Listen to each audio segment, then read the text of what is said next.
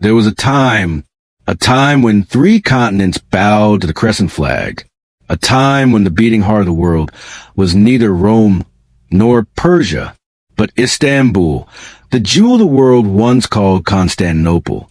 It was the age of the Ottoman Empire, an empire that stretched its arms from the deserts of Arabia to the mountains of the Balkans, from the banks of the Danube to the gates of Vienna, from the lush lands of Egypt to the trading ports of Anatolia and the Levant.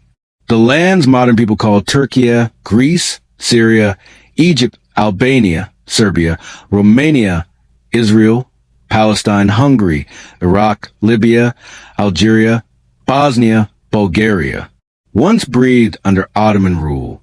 But this is not the story of an empire's borders. It is the story of a man, and the empire that shaped him, the story of Aydin ibn Selman, known across Romania as the Lion of the Balkans. Aydin was born in the region the Ottomans called Romania, land of rivers, stone fortresses, and ancient kingdoms, now known as Bulgaria.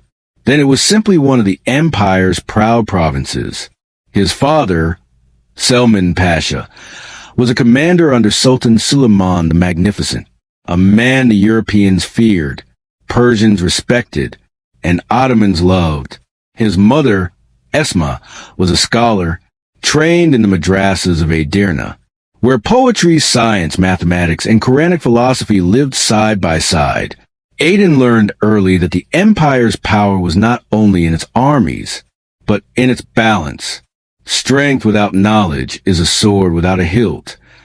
His mother would tell him, knowledge without strength is a book that cannot be defended. He was raised in a world of calligraphy and cavalry, poetry and politics, where a child might memorize Rumi in the morning and practice archery in the afternoon. The Ottomans were many things: warriors, poets, merchants, diplomats, conquerors. They built roads across Anatolia, mosques across the Middle East, bridges across the Balkans, and laws across the lands they ruled. Their empire survived because they understood a simple truth. An empire is not held by force, but by the stories people choose to believe about it. Every great story of empire holds a story of love, and in this one, she arrives like a whisper. Her name was Helena Marković, a Christian woman from Wallachia, land known today as Romania. Her father had sworn loyalty to the Sultan, and as tradition required, his children were educated in Istanbul to seal the trust.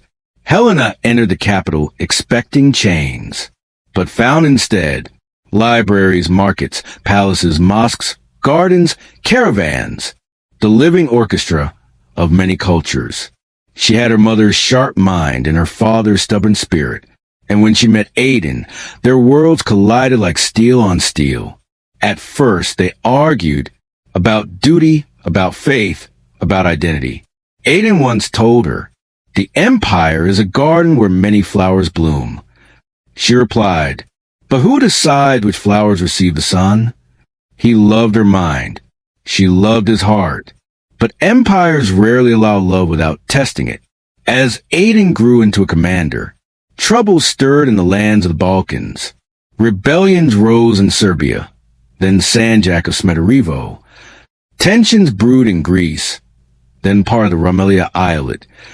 And European powers whispered promises of revolt. The greatest threat came from Venice, that old rival of the Ottomans, controlling seas, trade routes, and spies. A Venetian agent named Luca de Rossi, beginning to weave rebellion in Romania, a rebellion that would pit Christians against Muslims, villages against governors, and eventually Aydin against the people he swore to protect. But betrayal comes first through whispers, not war, and it came through Helena. A spy approached her with a lie, claiming the Ottomans planned to arrest her father and execute him as a traitor. Terrified for her family, she made the choice that would haunt her. She passed a message, a single message, to Luca de Rossi, a map, a schedule, a weakness. It was enough. Romania erupted.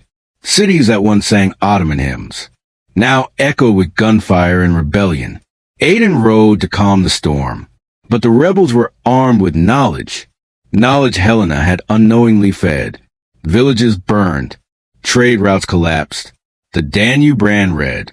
In the smoke, Aydin discovered the truth, and the pain cut deeper than any blade. She begged forgiveness, tears carving lines down her face. I wanted to save my father. I did not know I was helping destroy everything. Aydin looked at her with a heart torn in two. When love becomes a weapon, even the purest hands become stained. Act 6, The Philosophy of Mercy. The Sultan summoned Aydin to Istanbul. Inside Topkapi Palace, fragrance of rose water, walls carved with Quranic verses. The Sultan spoke softly. Aydin, my son, empires fall not by the strength of their enemies, but by the silence of those who love them. Aydin expected death for Helena. Instead, Suleiman said, mercy is a ruler's sharpest sword. He spared her, but demanded one thing. Aydin must restore Romania, or die trying. Aydin returned to the Balkans with a new philosophy. To rule men, one must first understand their wounds. Instead of crushing the rebels, he sought their grievances. He restored land, lifted unjust taxes, punished corrupt governors, and protected Christian churches with the same zeal as Muslim mosques.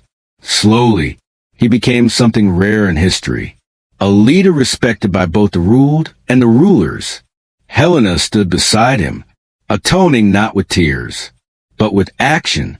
Her insight into Christian villages helped Aydin rebuild trust. The rebellion began to crumble, but Luca de Rossi would not accept defeat. He launched one final attack, an ambush at the fortress of Vidin, modern-day Bulgaria/Serbia border. Aydin met him blade to blade. Before striking the final blow, Aydin said, a man without a homeland will always try to burn another's. The Venetian fell. Romania was restored. Aydin returned to Istanbul, to a hero's welcome. The Sultan embraced him, like a father. But history is a river, never still, never satisfied. Years later, another rebellion would rise. Another war would test the empire, and Aydin's legacy would become legend, retold by merchants, soldiers, poets, and scholars. From Anatolia to Arabia, some say he died in battle. Others say he retired to a quiet life, with Helena in the hills of Romania. But one phrase is carved on an old Ottoman tablet in Edirne. Here lies Aydin ibn Selman, who learned that love may wound an empire, but also heal it.